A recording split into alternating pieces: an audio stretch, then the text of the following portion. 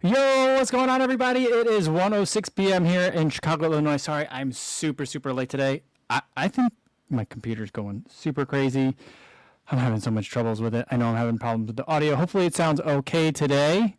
It's doing something. I don't know what's going on. The software that I'm using, StreamYard, is behaving completely differently today than it did yesterday. The USB interface is sounding differently than it did yesterday. I have no idea what's going on. The video camera's not working. I'm just going with the webcam on the computer for today. But I'm here. So sorry about that for being late. And I don't know if we're going to make this onto the podcast version.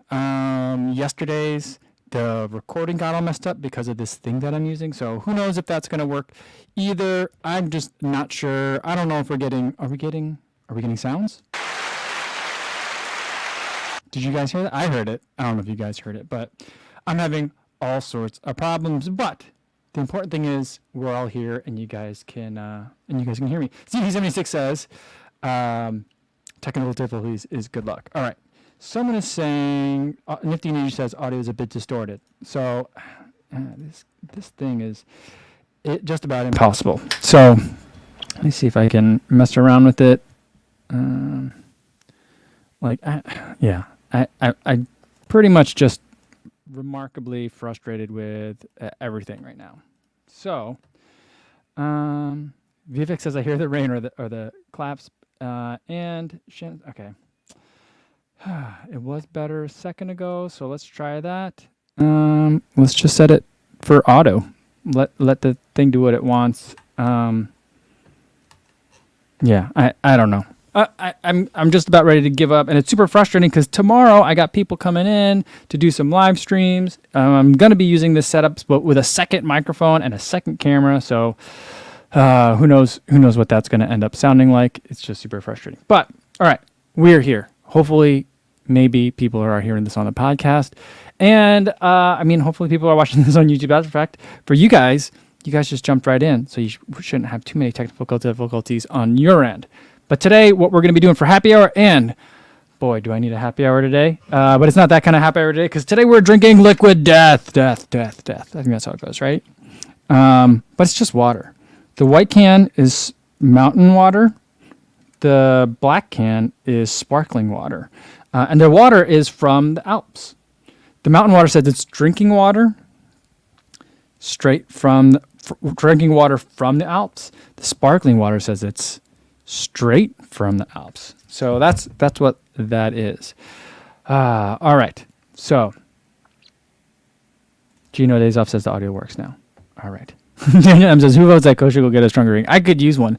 You know what, though? I was supposed to get a delivery of Athletic Brewing. I bought a whole bunch of that stuff I was hoping to have it all this week. Just kind of, in the evenings, you want to relax a little bit, but, I'm trying to recover, trying to get recharged and everything. So I'm trying to stay away from the booze a little bit. So I thought, the Athletic Brewing non-alcoholic beer might be nice, but the shipment keeps getting delayed. And yesterday I ordered a bunch of stuff. It was supposed to be same day delivery, and it is, delivery's a little bit delayed. It's going to be tomorrow. So in other words, 100% longer delivery time. So I don't know. Nothing seems to be working for me, but like CV76 said, maybe that's just all good luck. All right. Let's start with the white can. I've never seen the white can before. I've seen this black can before. First time I saw it was on the Ritual Roll-On podcast, where he was having someone sent it to him to drink for the show. Oh, I don't know if it was for the show or not, but he drank it on the show. And I saw the black can, and then I saw the white can at the store. I went to Whole Foods today for the first time in forever. I went into Whole Foods. I think the last time I did that was, I can't even remember. It's been a long time. But let's try just the regular. There's something about that sound that is relaxing. But let's try the mountain water. Cheers.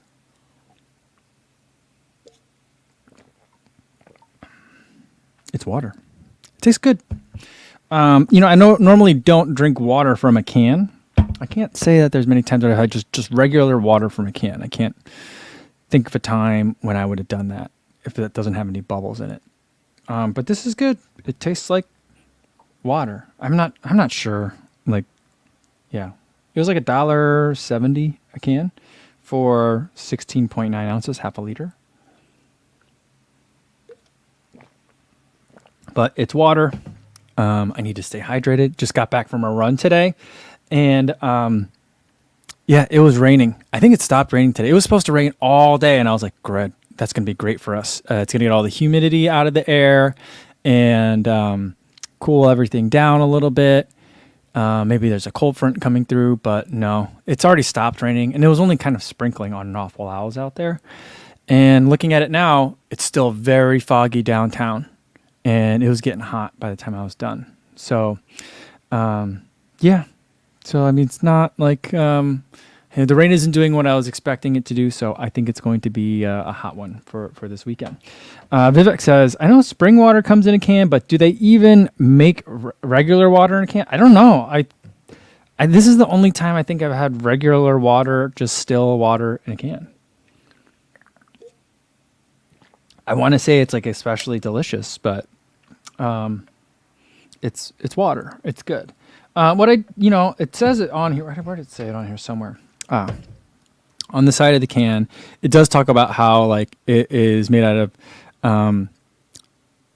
It's better in terms of the recyclability of it rather than like a plastic water bottle. So I suppose in that sense, it's better. So maybe that's what it's good for. But it's kind of a fun can to drink out of. Someone mentioned that they like the artwork. I also do really like the artwork on it, and it's just kind of fun to be like liquid death, and it's just like what's in that? Was it probably like you got like L-carnitine in there or something? No, just spring water.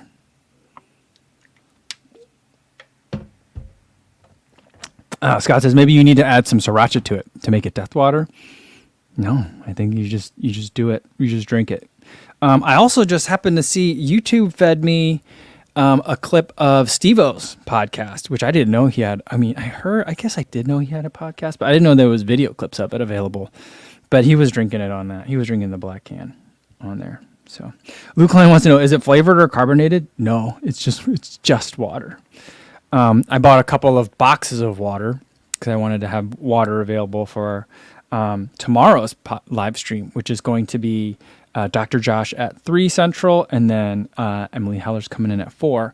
So I wanted to have just water available for them. I wanted to have some snacks and stuff available for them too, just so everyone's comfortable. And I bought boxes of water, like little, they say that boxes are better than plastic bottles. So I bought little boxes of water, and it says just water on it. So that's what it is. I'm Half Pedro says, I do prefer carbonated water. I like bubble water. I've mentioned it before. So there's a place, for those of you coming into town, a really great place to eat is Life Kitchen. I think they spell it funny, like Lyfe Kitchen. It's on Michigan Avenue. Very clean food, very expensive, but the food's really like straightforward. And they have like a tap of bubble water. So like if you just want to have a bunch of bubble water all day, just sit there, order lunch and then sit there and you can like, eat like or drink like $10 worth of bubble water if you want. And then I've seen when we were at ASICS, the headquarters, very cool to be there. Got to see all of next year's shoes, some of the capsule collections, not all of, but some of the capsule collections coming up, all awesome stuff. But I will also say something that was a highlight of the trip for me. This is not a disparagement to the shoes. It's just how much I like bubble water. Is that they have like a bubble water dispenser. So like you could just go into the kitchen and get bubble water anytime you want. I mean, it's just really good. I really enjoy it. Yeah, Lou Klein wants to say like water in a box. Yeah, it comes in like a little, kind of like a milk carton, like the little milk cartons you got at school. But this one has like a little plastic cap on it, so you can unscrew it. I think they do that because it's better than the alternative of using plastic. Yeah, and Lou says, is it enhanced like Red Bull? No, it's just water. It's not like caffeinated water. It's not electrolyte water, which I've seen that is a thing too. And like, yeah. Is that what it's called? Enhanced? Is it? It may be called enhanced water. I forget. I saw that at Whole Foods today too. It's just water, spring water from the Alps. And the hashtag on it is, I keep forgetting which camera I'm looking at, but the hashtag on it is Death to Plastic, and they donate 10% of the profits from every can to help kill plastic pollution. So, I mean, maybe that's what it is, death to plastic, but also is about death to thirst. So it's lots of death going on here, So, cheers. Andrew Bostic, what's going on, sir? Says, hi, Kapuzi, loving my Nova Blast. I'm currently in New York for college visits for my sister. How should I train for running a half marathon or full marathon while also keeping my 5K speed? So I think that the way that you could do that is, it's kind of hard because those are two very different things that you're doing. So one of the things that I would look at doing for those is if you want to maintain your 5K speed is kind of like protect your workouts, like your quality sessions, but also protect the long run if you can. Now that's going to be harder for you to do in season because you're going to have races on the weekends. But when you are off season, then like your weekends should be like a long run day. Don't worry about speed. Don't worry about anything. Just build aerobic base. And so I would say like if you're trying to work on 5K speed because you're running cross country in high school, but also are interested in getting prepared and then training for half marathons or marathons maybe in the off season, I would say like train for 5Ks and then weekends are your like aerobic base building. And then make sure all your easy runs are super, super easy too. I would also make sure you're talking to your coach about kind of what you're doing as well. So that way your coach isn't like, what are you doing on all these Fridays and Saturdays? So that way the coach knows what's up too. But that's what I would do. I would kind of like make sure you're showing up for your workouts. That'll help you maintain that 5K speed. And then don't worry about doing anything fancy for your long runs. Just get a lot of time on feet at easy heart rate.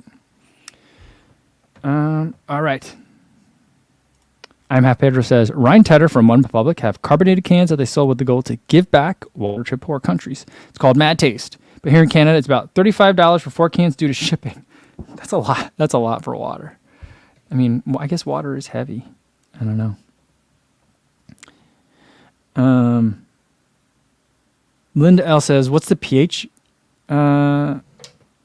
I don't know. Does it say anything? Did it say something about pH on here? I didn't see anything about pH.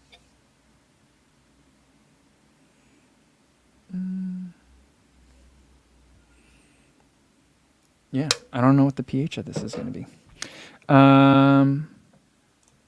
Jage Toda says, hello, first time Chicago marathoner coming from El Paso. I don't know why I say it that way. El Paso. Very excited. I'm interested in joining your shakeout run Saturday morning. Do I just show up? Yeah, just show up. We're going to leave like pretty promptly at 8 o'clock just because I want to be respectful of everyone's time.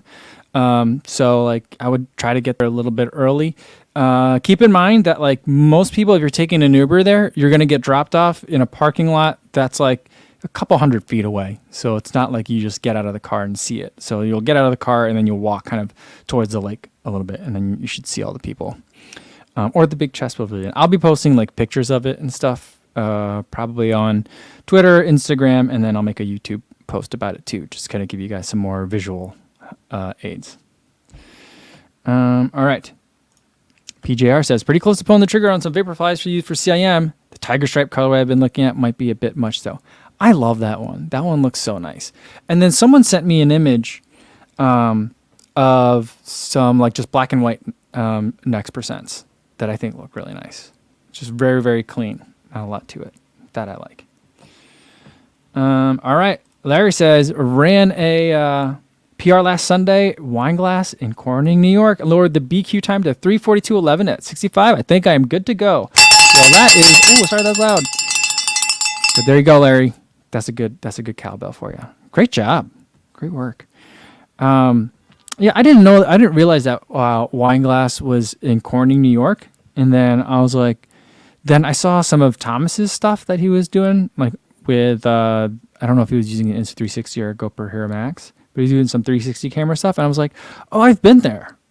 I think we've been through there, like when I went to go visit like Cornell in college when I was Andrew Bostic's age. Yeah.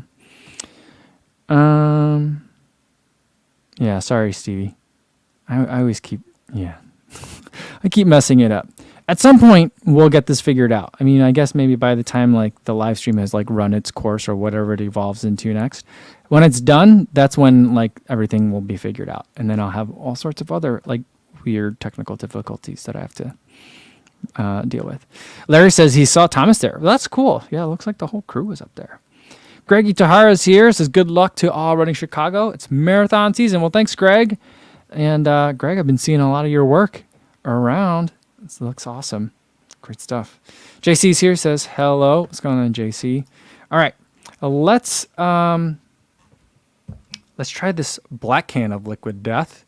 It's sparkling water, which, I just told you how much I like the bubble water. So we're going to try that. The ingredients, there's an ingredient list on it, which I think there has to be. I mean, there's ingredient lists on all these things. I didn't see an ingredient list on this one. There isn't an ingredient list on this one. But then I remember watching a video on YouTube about like Dasani's not allowed to be sold in the UK or something like that because there's ingredients added to it. Anyway, the ingredients for this are mountain water and bubbles, carbon dioxide. It doesn't say bubbles, it says CO2. Cheers. I love bubble water. This is good. I like this a lot.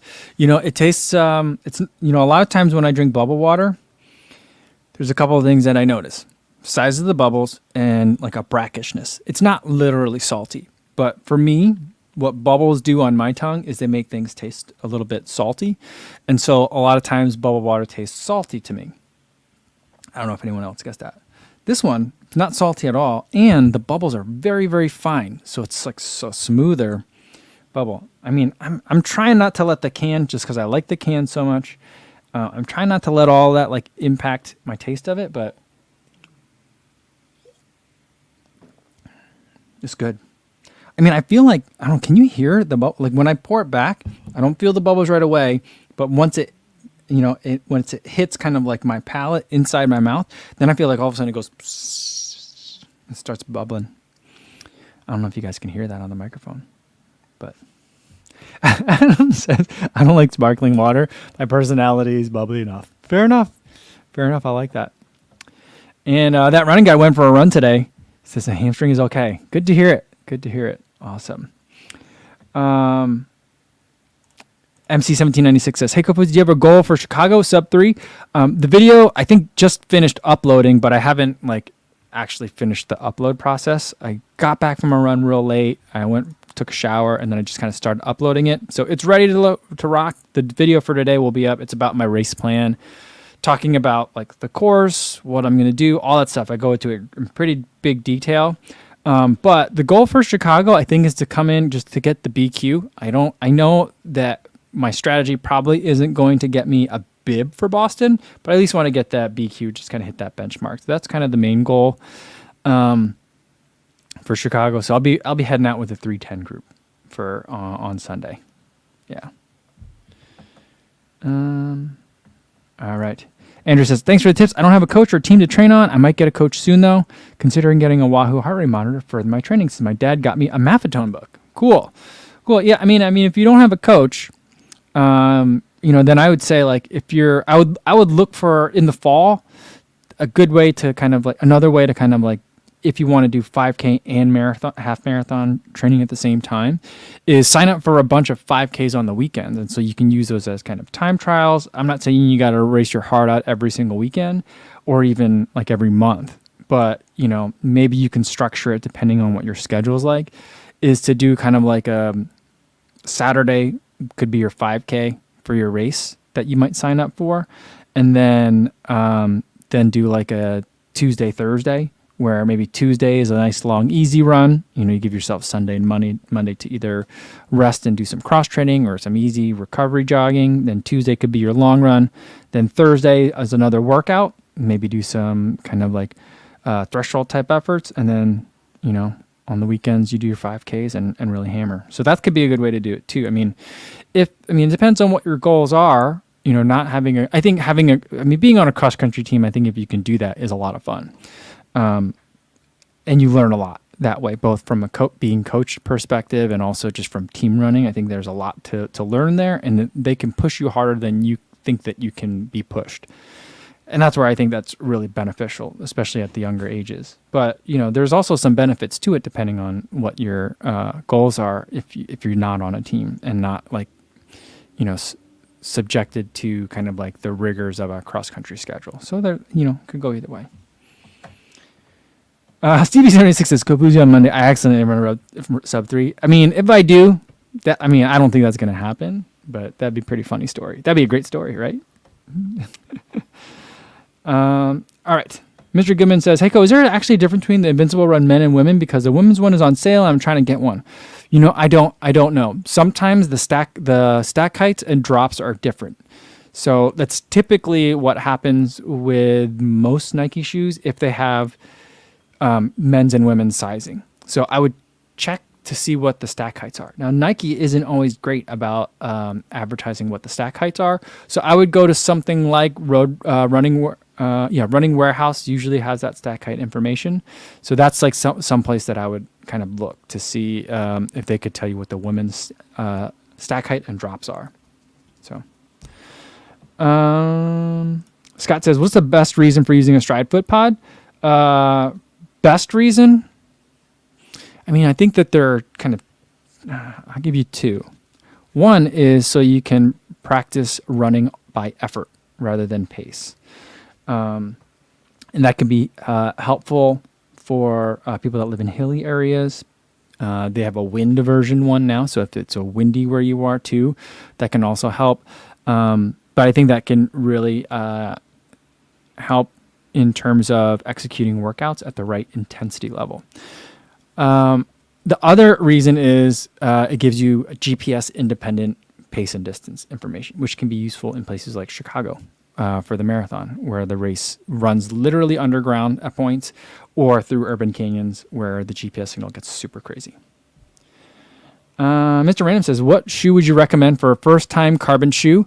The one that I would recommend most is, I don't think they sell it anymore, the Vaporfly 4%. That one I think was great, especially for first-timers. And I'd probably say like the Alphafly is probably the best one to recommend for first-timers. I think the other ones, start to get a little bit more specific. So a lot of times people will talk about them in relation to the Next Percent or Alphafly, but I also think that's useful too, because then it's like, I think those are the two shoes that have the broadest appeal and are most accessible to most people. The other ones are sometimes some people will like it depending on certain like idiosyncratic preferences, and some that don't. So Scott says the Polar has power. Yeah, I mean, I found that the wrist-based power is generally pretty accurate from both the Polar and from the Coros. The Polar numbers are going to be different. They're off by like by like a constant of like 50 or 60. So the numbers will just be different. So you can't compare like, oh, I run like 265 watts, versus someone else. That on Polar would be like 320 or 315 or something. But then the other thing to look at would be GPS independent pace and distance. If you don't need that, then you don't really need the Stride foot pod. Now the other thing is Stride, has subscription, and they have the race predictors, and they have other features from the software end to help you, figure out what to do with your data. So there's other benefits to that too.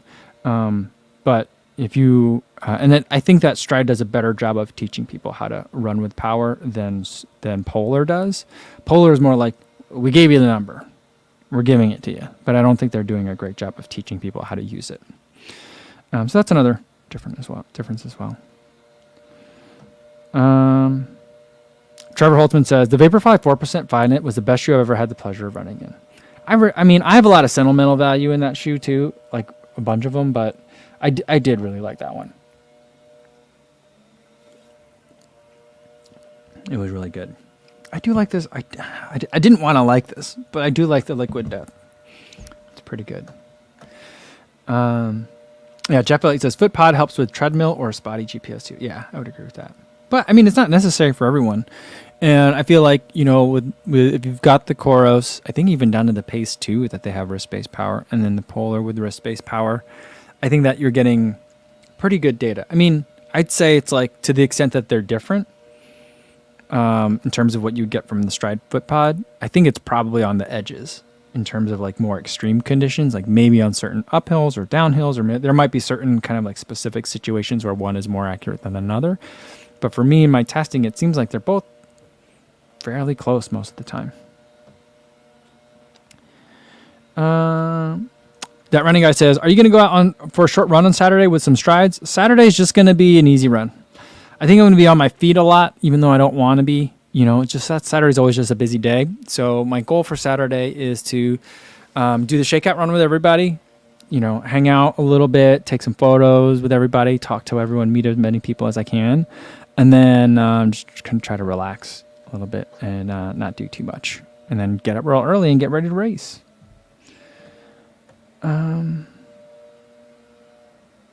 J-Pod says, love my stride pod, and the race prediction feature is awesome. By the way, the race prediction feature used to be like a legacy owners only feature. Well, not only, but legacy owners, like people that bought it a long time ago, they got it. And then for new people that bought it, I think you had to have the subscription to get the race predictor. I think they're bringing that back from behind the paywall. I don't know if it's effective immediately or not, because I have the old one. So like, yeah. So that's something I think that's pretty cool. It makes a lot of sense. Thomas Villa says, am I going to have any flaming cheese before the run? Maybe not, but after would be nice. In my neighborhood, there used to be a Greek restaurant. It was they called itself like a Greek rotisserie. It was real nice. Now it's a bakery. That location was always kind of had some trouble kind of figuring out what it's going to be, but it's been a bakery for a couple of years now. But before that, it was a Greek restaurant, and they had this giant like fire pit. And on Sundays they would have a roast where like someone would rotate a giant hunk of meat over a fire, and they would like roast that all day. But they had the flaming cheese there, and so I miss that because the convenience is nice. People have been asking me because I made that Chicago weekend schedule of events thing, and I made like a spectator's guide, and I've made all sorts of different Chicago Marathon and Chicago Marathon weekend videos, and people always ask me so what should we eat? And I'm like, I don't know. That's a bad question to ask me. I don't really go out to eat very much, and when I do, it's within like a couple blocks of my house. That's it. I don't like to commute to eat out. So, yeah. But I do miss having flaming cheese within walking distance of my house. Dr. Josh says, literally, all the things you expect marathoners to buy at the store are sold out or low on stock. Yeah, that makes sense. So I've been trying to tell people to buy it before you get here. Like, don't try to be like, oh, I'll pack light. I'll just buy it when I get there. I don't know. That's not a good one. I don't think that's a good idea. And everybody remember, if you haven't traveled yet for your weekend marathons, don't forget your throwaway clothes for before the race. Because you're going to want to check your bag. And then Chicago, the gear check is far from the corrals, so you want to make sure you get that done early. But even if it's hot out, you're going to want to have some sort of layer to warm up in. So, yeah. Old Icky Runner says, hey, Co, I'm scheduled for a 4-mile tempo run today, but thinking about trying a Yasso 800 workout instead. Never done a Yasso and have read mixed reviews on its benefit. Should I go for the Yasso? I think that it's fun. I liked doing it. It's hard for sure. I think a Yasso 800 is going to be harder than a 4-mile tempo. Most people that talk about it say, I'm not a coach either, so let's keep all that in mind. But most people that talk about doing it will say you do it like 1 or 2 times during a build-up, although Yasso did it like once a week, and he would just do like 4 reps the first week, then 5 the next, 6, 7, 8, 9, 10, and so on. So like a lot of people use it as a workout / kind of like fitness barometer, almost like people sometimes use a tune-up race. So I think that the other way to think about it would be like, if you're bored with the 4-mile tempo and want to try the Yasso 800, I say go for it. Depending on where you are in your, in your training block, right? So like if you've got a race coming up real soon, I don't know that I would do it because it takes a lot out of you. So Jay Prezes here says, checking in to say what's up. Go Foozy, good luck this weekend. Well, thanks so much, man. Thank you. Runner Will says, I got boba bars. Oh, well, nice. I did go to Whole Foods today. I went to the Whole Foods in, are they calling it? What are they calling it? It's on Lincoln and Belmont. So I don't know if they're calling that Lakeview or what. But I don't know. Is that Roxville Village? I don't know. But that one, they had a lot of great stuff available in terms of like bars and stuff. So I was able to get Go Macro bars, which my wife and I are having a hard time getting Go Macro bars on the internet to buy. So they had a whole bunch of those. They had lots of Bobos, RX bars, LAR bars, all the bars. They had 88 acres, lots of stuff. So it's good. And they had lots of protein powders, lots of Noon. Not my favorite flavor though. The tropical citrus one that I get with the caffeine, they didn't have any of that. So I don't know.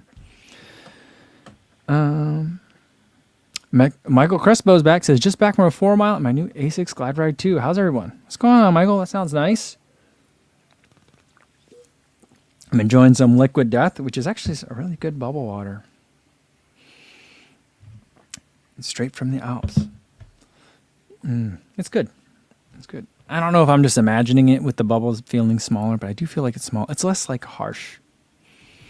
It doesn't feel as like synthetic sometimes. Sometimes I think like bubble waters feel like they're like made in a factory, which I know a lot of bubble waters are made in a factory, but I don't know.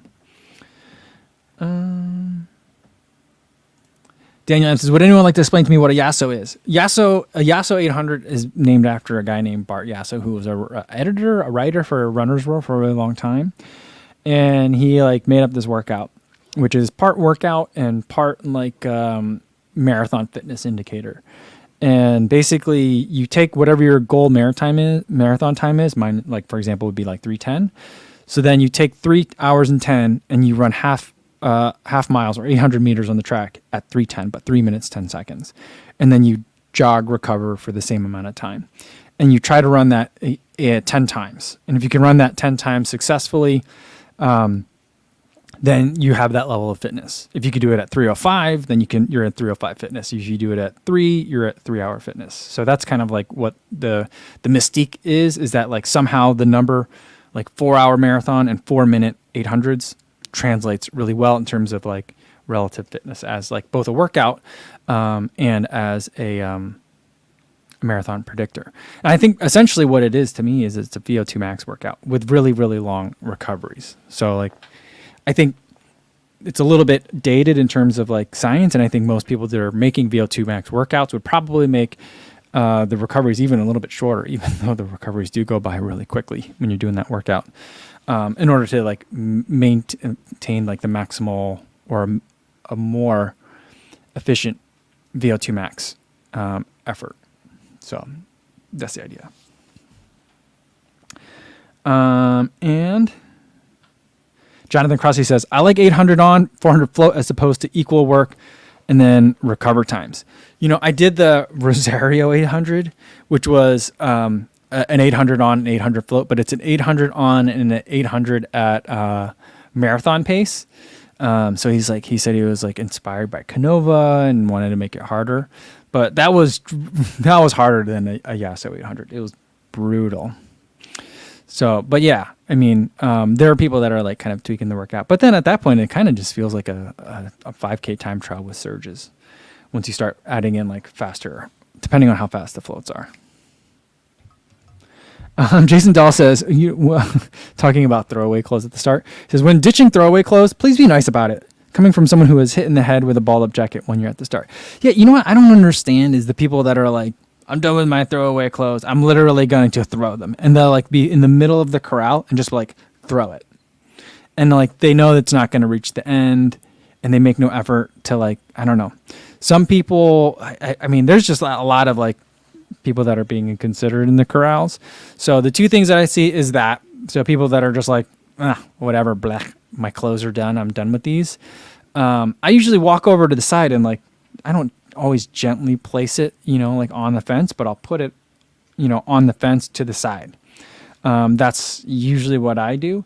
And then the other thing that I find much more annoying is the people that will bring like an empty water bottle and then pee in it and then just leave it in the middle of the corral.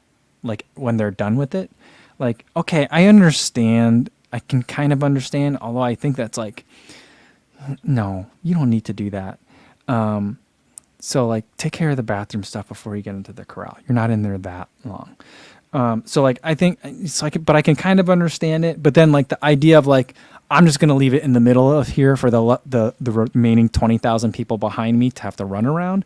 Just absolutely baffling. Like, I don't know. I guess some runners, I mean, running can sometimes be a very like self-centered sport, but like the amount of self-centeredness to be like, I'm just going to leave this pee bottle here in the middle of Columbus Drive and I'm in like wave 1 corral A is just absolutely ludicrous.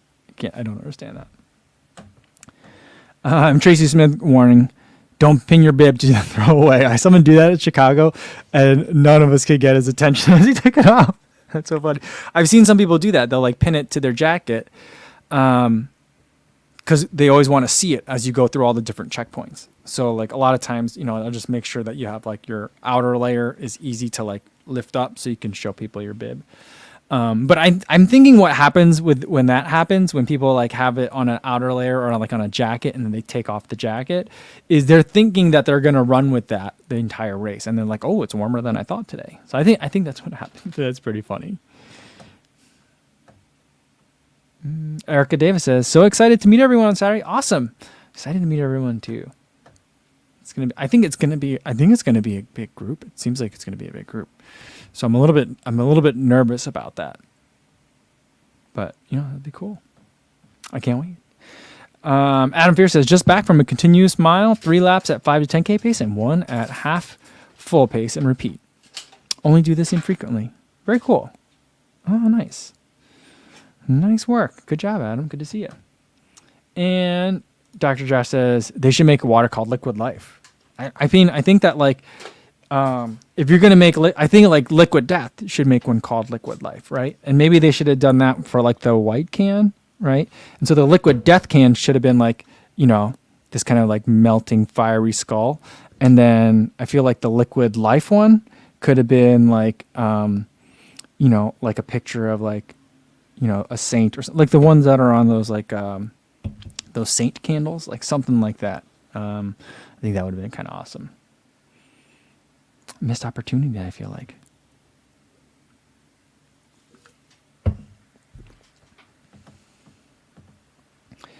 Stevie76 says, compare water from the Alps versus water from Lake Michigan. Well, I probably have drank more water from Lake Michigan than I have from the Alps. I'll tell you that. During all the open water swimming, I drank a lot of the lake at the time. And at the end of like swim season, like the beach season in Chicago, like they do a report of like which are like the dirtiest beaches, and they do it by like how many times any of the beaches have had to been closed because of basically like fecal content in the water. None of the beaches that I go to were at the top of the list, but some were like, and just outside the top 10 are these beaches, and those are the ones that I go to. So I was like, okay, all right. I'm guessing that they probably don't have that problem in the Alps. Maybe they do, maybe they don't. I don't know.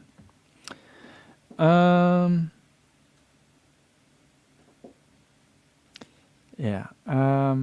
Brett says, did you have indecisiveness picking your race day shoes? No, that was the easiest part. And you'll see in the video today, like that was easy because I have 2 marathons coming up in relative short succession. So I got Chicago and then CIM.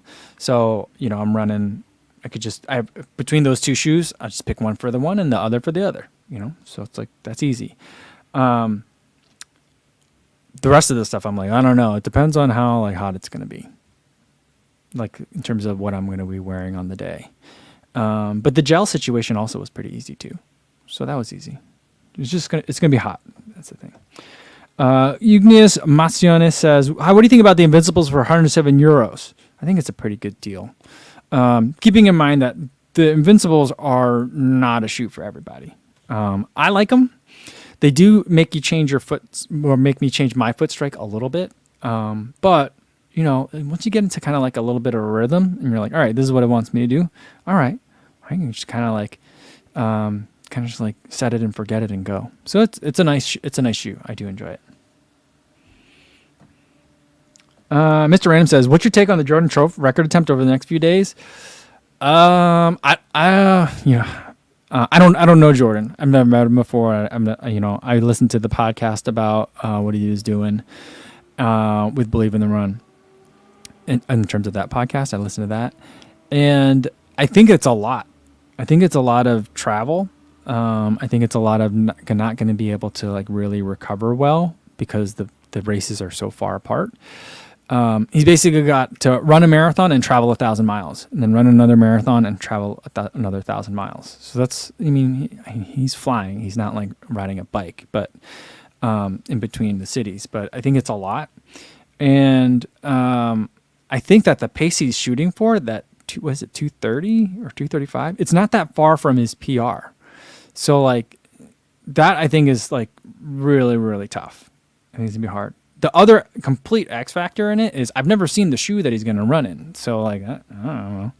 I mean, I saw that record that someone set in a pair of like a rain boots for London. You know, I'm like, yeah, he ran super fast in those rain boots, but like if he had to run another one again, I know that guy said like they tore up his feet real bad. So it's like, you know, well, we'll have to see. So, but like, you know, he's not a pro runner. So I think that he's going to be able to like soldier through, and I think he'll complete all three. But like, I'm not sure. I mean, that's a very ambitious goal that he's setting for himself, to be able to hit for all those three in terms of time. And that's where I'm like, I really don't know about that time. I mean, I think it's a super, I mean, I feel like you just shouldn't have set too much of a time on it. I feel like you just like, we're going to do 3 in a row. Cause like, when else can you do 3 in a row? And, you know, we're just going to do, you know, I feel like, I don't know. I wouldn't have set a time on it personally.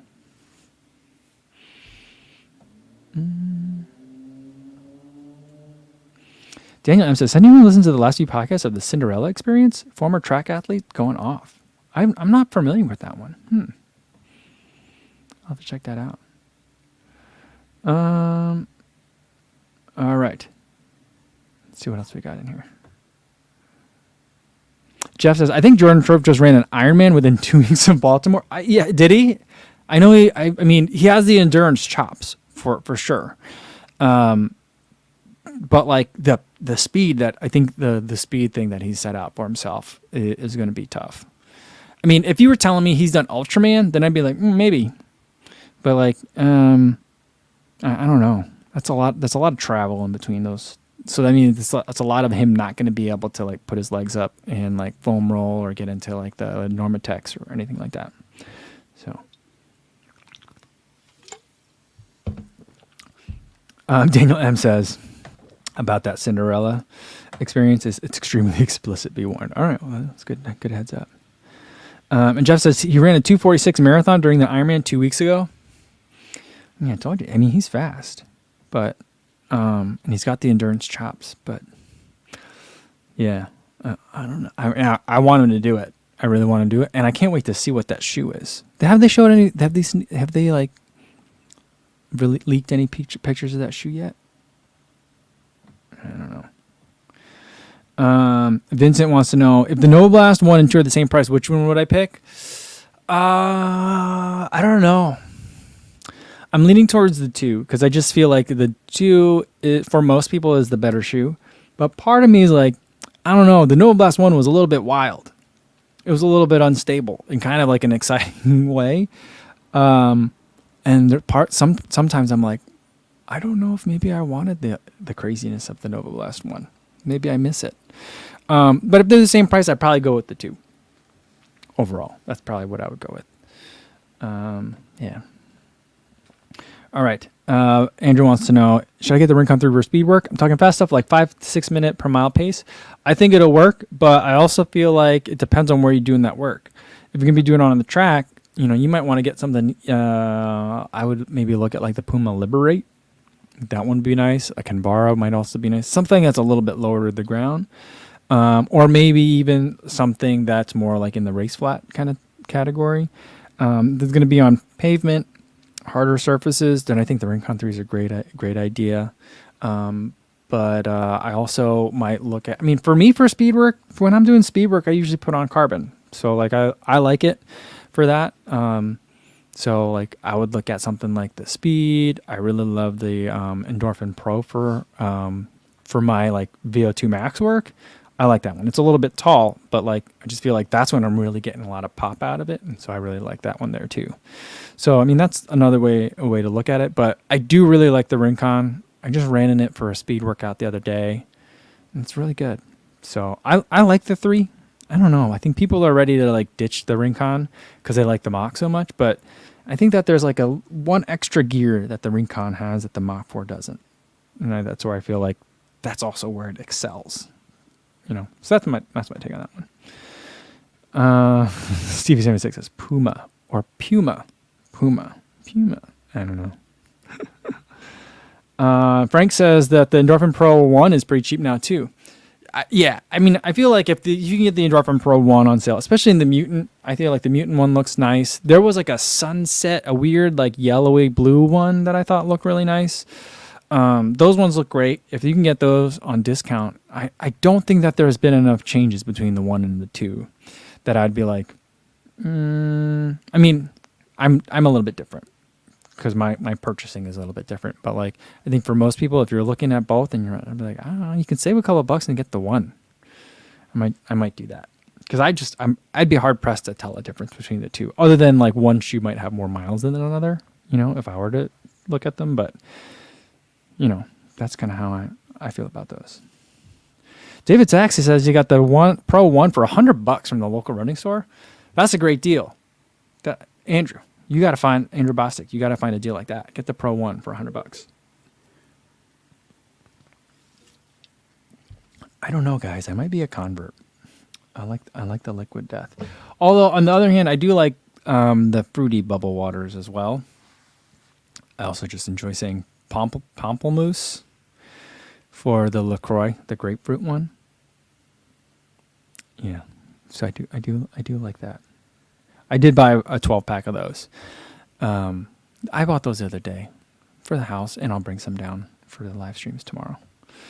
So, all right, I think that's a good place to leave it for today, guys, since we're talking about tomorrow already. Tomorrow I'm not going to have a video because I'm going to try to spend extra time getting all this technology stuff sorted out. It's frustrating. But tomorrow we're going to have not the regular live stream, but we'll have 2 live streams. I would have loved to have like a panel, all of us together, a bunch of us doing this live. We could ask questions from the audience live. Like I wanted to do all that, but this isn't the year for it. Maybe next year, hopefully next year, hopefully a couple times next year we can do stuff like that. But instead, I hope you will accept some live streams. We'll do it one-on-one just to kind of keep the number of people in a room to a minimum. And 3 p.m., we get Dr. Josh. And then 4 p.m., we're going to get Emily Heller. And then, so bring your questions.